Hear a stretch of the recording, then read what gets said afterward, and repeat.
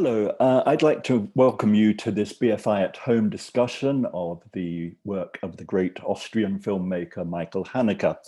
I'll be discussing his work with Dr. Catherine Wheatley of King's College London, who is also the author of a couple of books on Haneke's work, including a BFI classic on Hidden.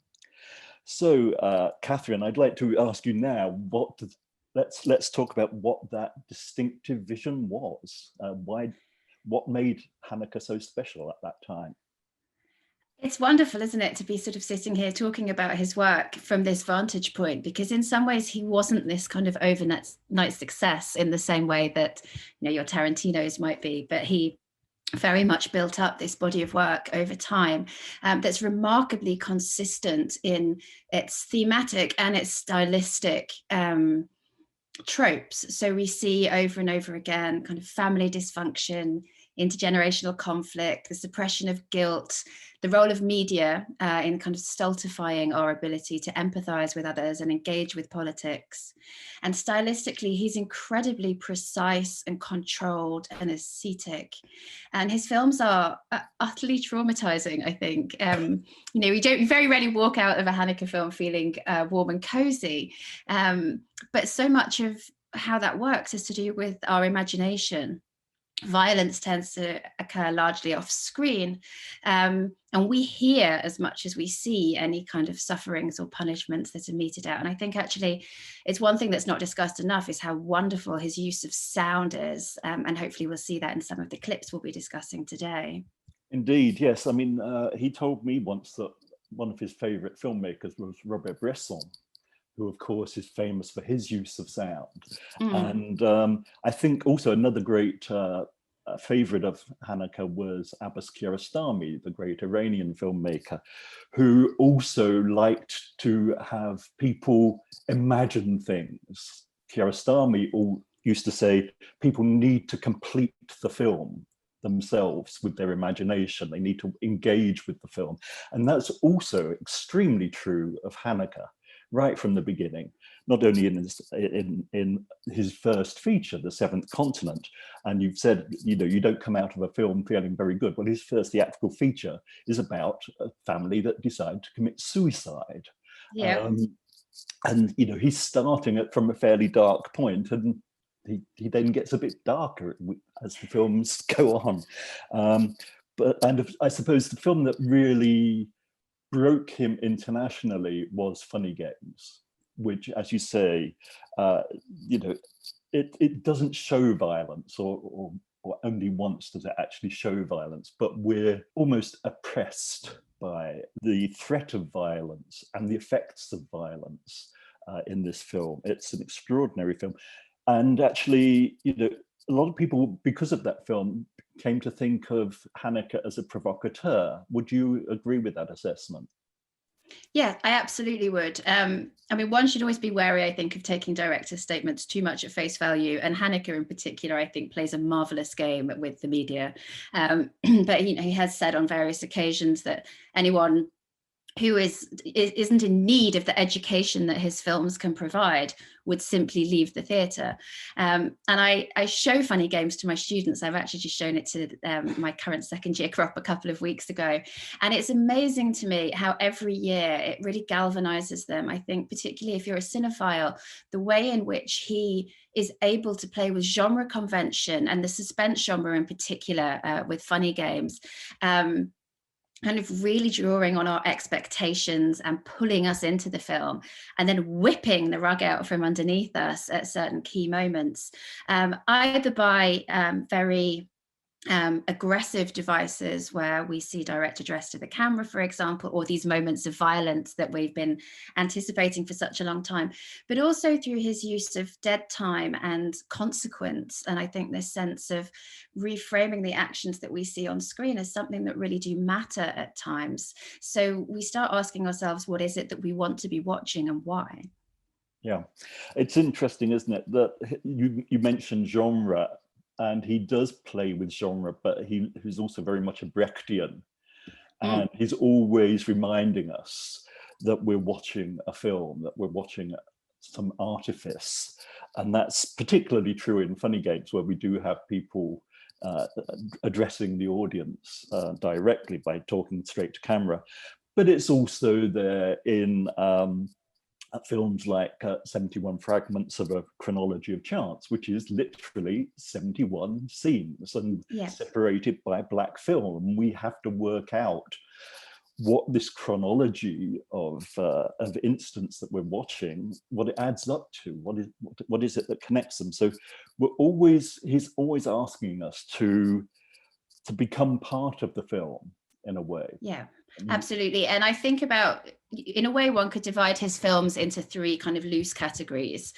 You have these very tight chamber pieces like Funny Games or Cachet, which tend to revolve around families. The central characters are almost always called Anne, Georges, and either Benny or Pierre, and Eva for the little girls. And then you have the adaptations, of which The Piano Teacher is the only theatrical release, although a lot of his early television work was adaptation.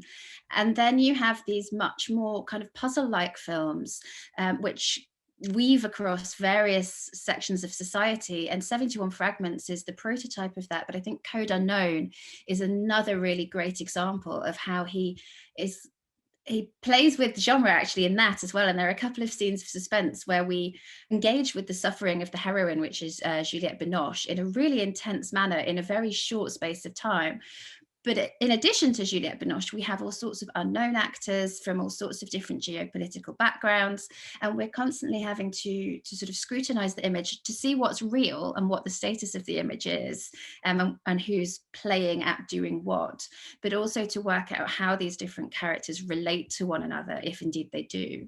So it's interesting that, as with his calling, his characters always Anne and George and Benny and Eva, which gives him a certain universality. It's also true that although he made films in German and French, they're not specific really to the French or German society, in the sense that a film may be set in Paris and be very accurate in, like Code Unknown, in depicting Parisian society at the time. But it's something that can be equally applied to any other modern Western city. And in fact, perhaps the most extreme example of this is The Piano Teacher, where, like the novel, it's set in Vienna, the capital of classical music to some extent. But everybody in this film speaks French, which suggests that he's not really that bothered about realism in some respects, although he often speaks about realism as being important. Yeah, and I mean, it's my understanding that he was always very invested in having Isabelle Huppert play the lead character of The Piano Teacher, and I wonder if that's why he ended up filming in French, because it is a slightly strange choice, although, as you say, it underlines that universality of both the novel on which it's based and the film itself. But of course, he also made one film in English, which I think tends to get forgotten about, because Funny Games US is an almost exact replica of the 1997 Funny Games. It's so similar. I think that's one of the reasons it wasn't kind of written about more widely, because it feels a little bit like a kind of redundancy.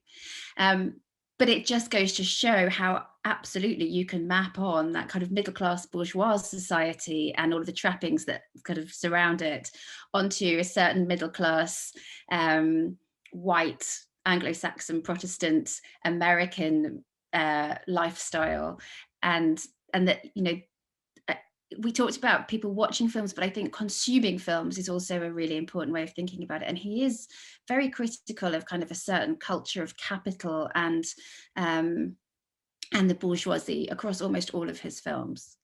The films are very political, but he's not, and he is very critical of modern life, and that's there even in the television work.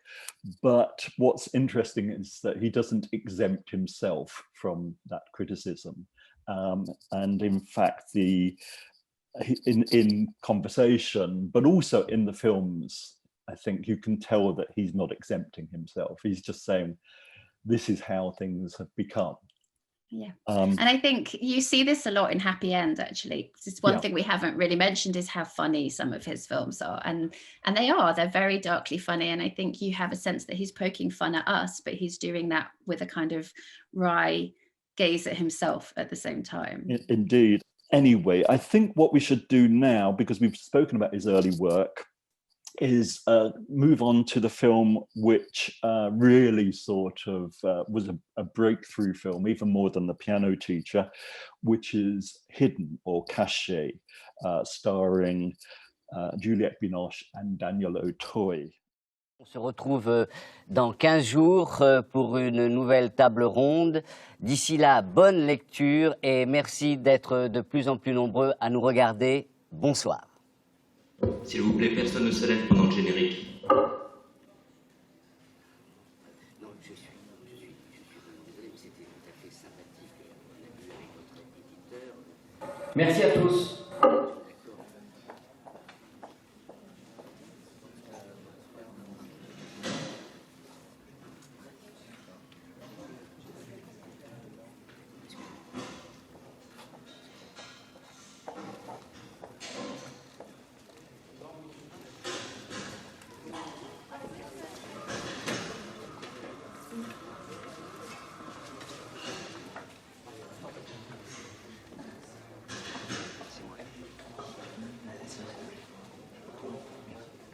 La cassette était emballée dedans. So, Catherine, this film is about a couple. One of the man is a TV chat show host. He talks about literature, as tends to happen in France, if not in this country. They are receiving anonymous videotapes and drawings, possibly, but not certainly drawn by a child, which is really invading their privacy. And there's a sinister sort of aspect, particularly to the drawings, if not to the videotapes. Is this a thriller? Is it a mystery? Is it a mystery that can be solved even?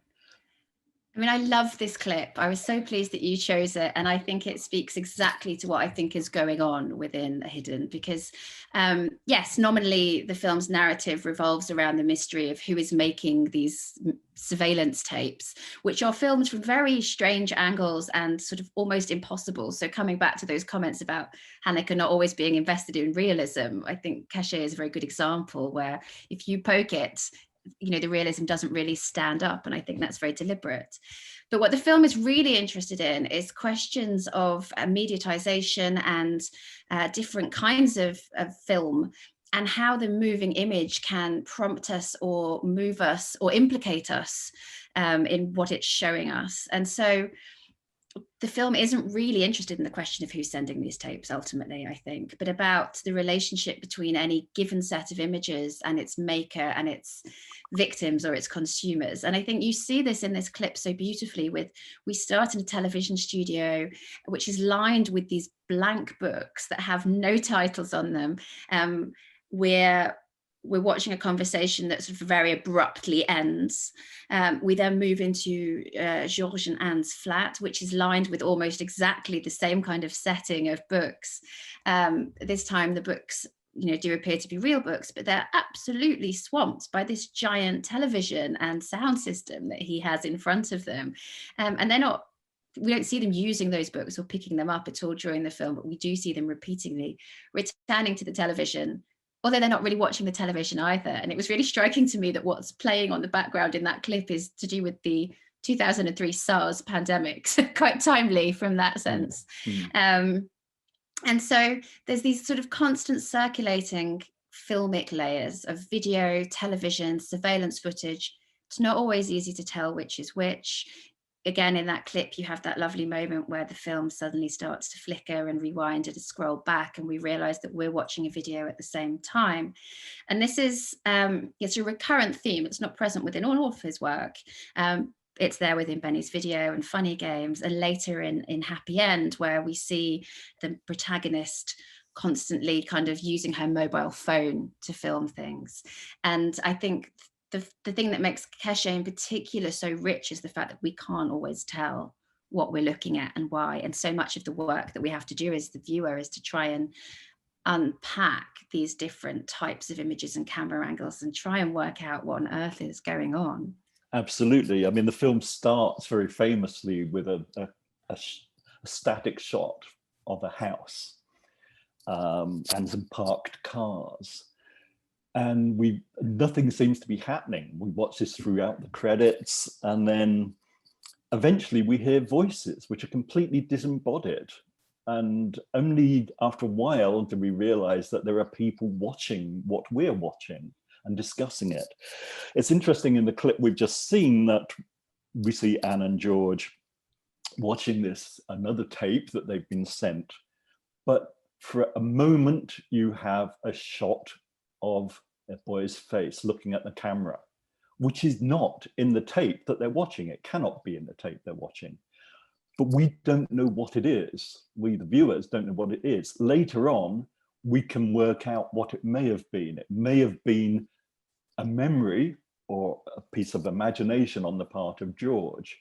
I'm not going to go into this because we don't want any spoilers, but the whole film is almost like the ultimate mystery. And in some ways, it has the precision of a Hitchcock film, but and it certainly has the suspense of a Hitchcock film. And there is one moment in this film, which is one of the most extraordinary moments in any movie I've seen, where it's guaranteed to raise a gasp in the audience. But it's also, as I said earlier, apart from liking Bresson and Hitchcock, Haneke also liked Kiarostami. So he refuses, in a way, to give a nice, neat, tidy solution to the mystery. You have to think about it even after the film. It's actually a film that demands that you see it again. And I do recommend people see it again. It's a remarkable film. I think now it would be good to go on to the next film, which is The White Ribbon, which is one of Haneke's very few films set in the past. Was willst du? Ich hätte eine Bitte, Herr Vater. Ja?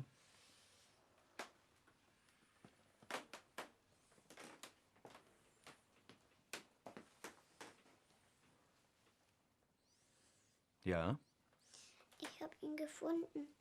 Er hat sich wehgetan. Und? Darf ich ihn behalten? Wie willst du denn das machen? Wir machen ihn wieder gesund. Und wenn er wieder gesund ist? Glaubst du nicht, dass er dir dann ans Herz gewachsen sein wird? Willst du ihn dann wieder freilassen? Der Piepsi ist auch in meinem Käfig. Ja, aber der ist in Gefangenschaft aufgewachsen. Dieser ist an die Freiheit gewöhnt. Willst du ihn freilassen, wenn er wieder gesund ist? Hast du die Mama schon gefragt? Ja, Und, was sagt sie? sie sagt, der Herr Vater soll entscheiden. So, sagt sie das. Und du willst ihn wirklich pflegen? Ja, Das ist eine schwere Verantwortung, das weißt du doch, nicht wahr? Du bist dann Vater und Mutter für ihn.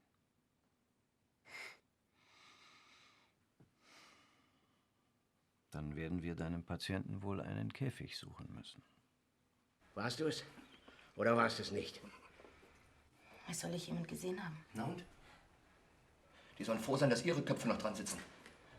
Und dass sie es nur wissen, Herr Vater. Stolz bin ich drauf. Du bleibst sitzen.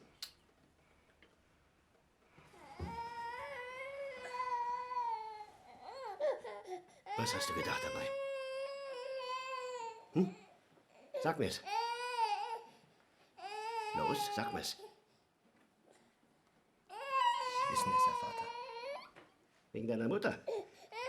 Weil du dir einbildest, dass sie sie auf dem Gewissen haben. Was glaubst du? Dass ich nicht manns genug bin, dafür einzustehen? Ist es das?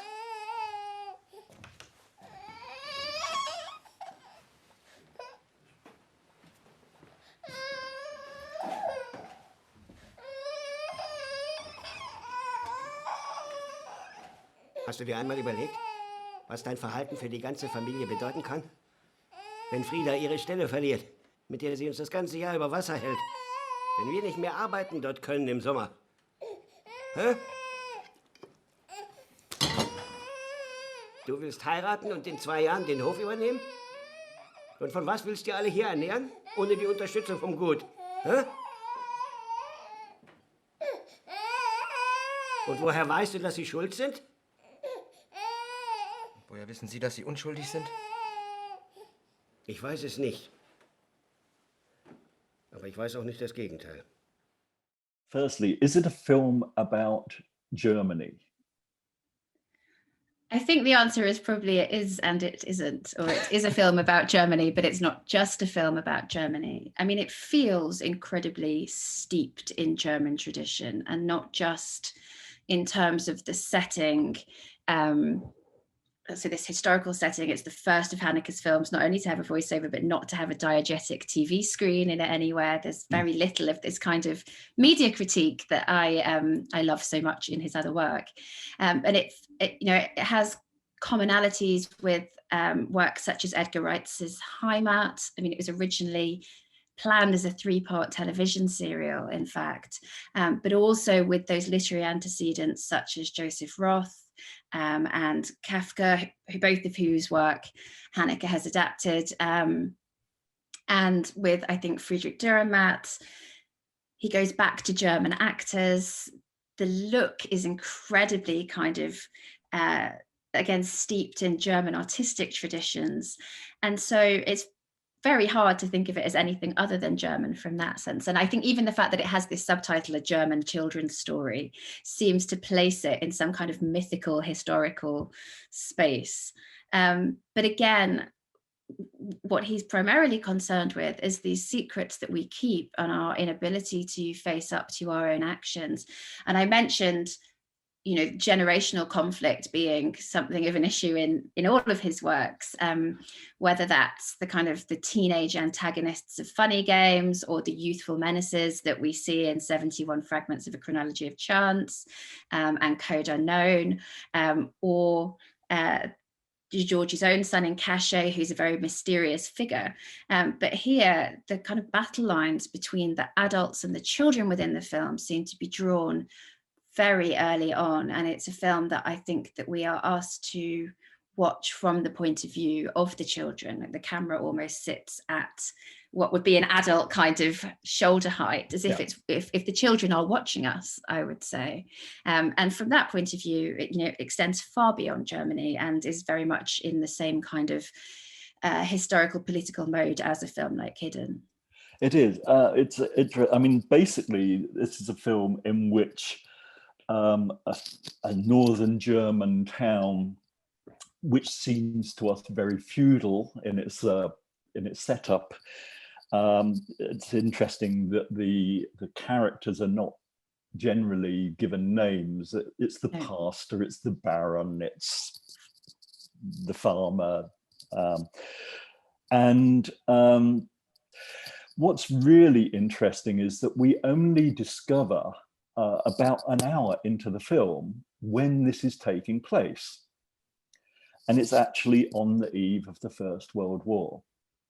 And that is quite interesting, I think, for Haneke, because he's sort of saying, well, these children are the people who might go on to become Nazis after the First World War. Yeah. And so he is dealing with German history very much, and he's showing that oppression and hypocrisy and harsh discipline creates rebellion. And of course, this was made at a time when other forms of extremism were happening in the world, and he was. I think Haneke was very concerned that fundamentalism of any kind could have very grave consequences. So it's not just about what gave rise to National Socialism. It's actually about any society.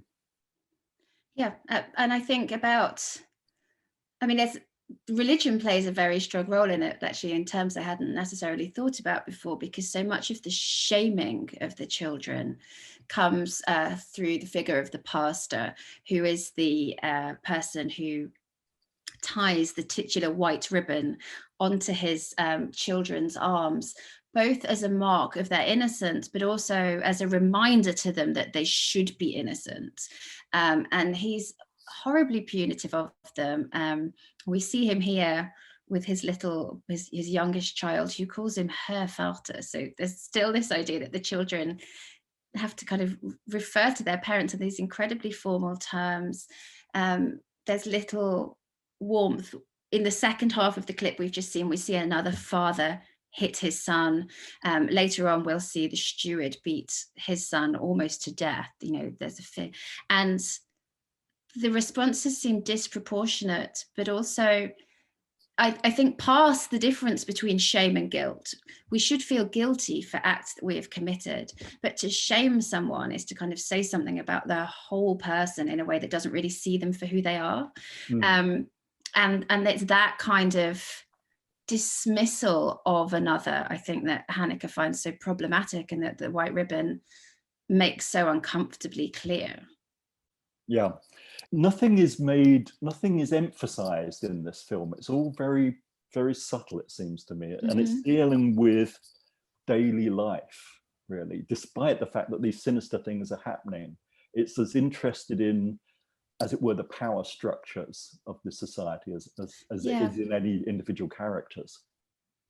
Yes, and it's interesting to me because so often in the chamber pieces, Haneke is very, and I said this earlier, he's very excoriating of the middle classes. And while I think the white ribbon is interested in those power structures in much the same way that his other kind of cross-sectional films like 71 Fragments and Code Unknown are, and they look at immigrants and orphans and people at kind of all the different strata of society, at the same time, I think it doesn't let anyone off the hook. There's no condescension towards, these poor people who are sort of at the bottom of the pecking order and therefore are kind of noble peasants. This violence and self-loathing plays out differently. The pastor chains his children to the bed, the farmer hits his son, but it's there at every single level of society. And again, we see the children kind of play acting at this in the way that they treat one another.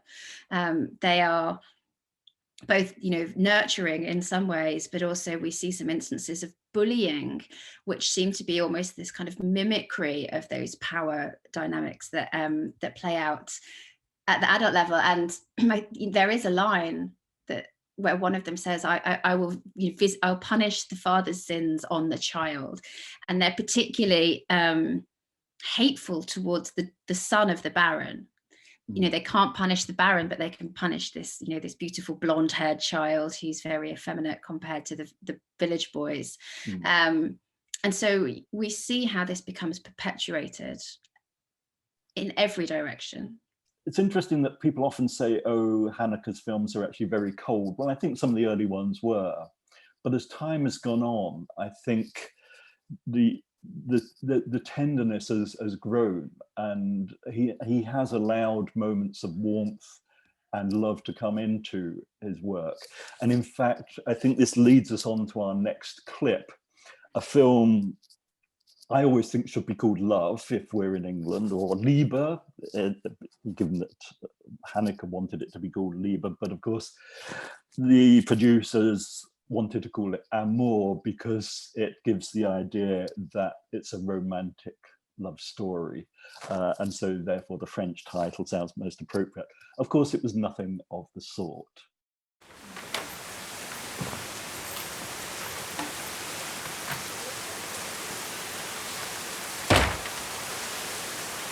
¿Y qué es?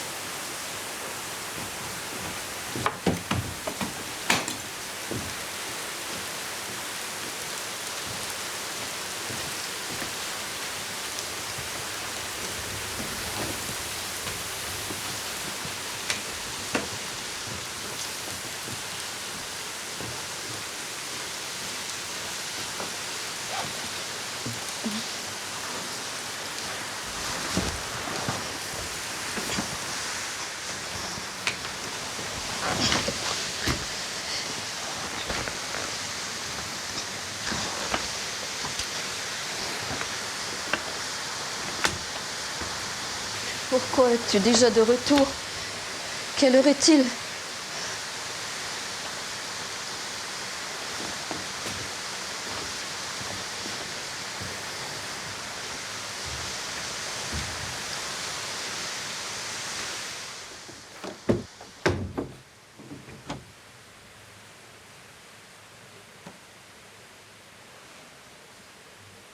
Pardonne-moi, j'ai été trop lente. Anne. Tu me pousses dans le salon? Oui.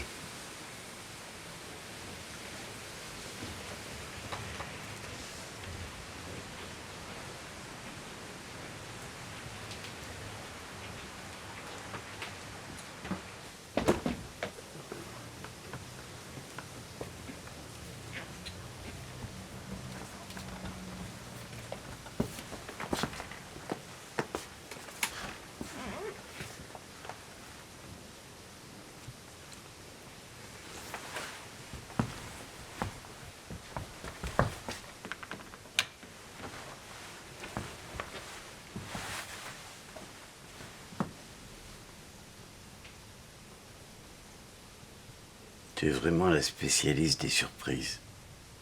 Oui. Pourquoi? Es-tu rentré plus tôt? Je ne suis pas rentré plus tôt, j'ai pris un taxi. Le samedi, il n'y a pas beaucoup de circulation. C'est vrai. C'était comment, l'enterrement? Anne. Comment c'était? Allez, raconte.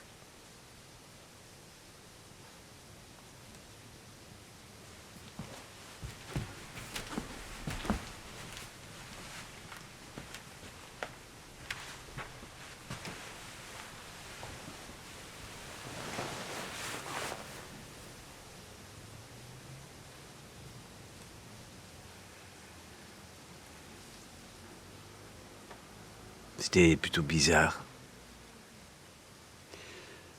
Le prêtre était un imbécile. Un ancien collègue de Pierre est venu faire un discours d'un pathétique indécent. Son ancienne secrétaire est venue avec un radiocassette, mini-cassette, et elle a mis Yesterday des Beatles. This is Amor or Love or Liebe, and in fact, I think it is a film which shows what love needs to be if it's really going to be love. It's not just about initial attraction. It's not about meeting cute. It's actually about providing support when things get tough. And in this case, they get very tough because Anne, the wife, in this suffers a series of strokes. And this very comfortably off middle-class musical couple, suddenly their world begins to fall apart because of this illness. So it's not a romantic depiction of love, but I think it's a wonderful affirmation of what love is, and sometimes it displays what isn't love as well. There's something so unexpectedly warm about the relationship between Anne and George, which is not to say that this is, a Hollywood rom-com by any stretch of the imagination.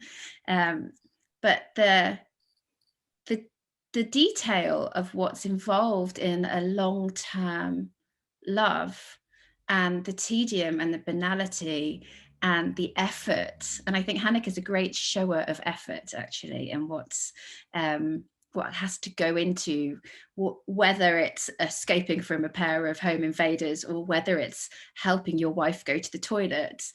He doesn't turn away from that. And sometimes that can be incredibly difficult to watch in Funny Games, as here.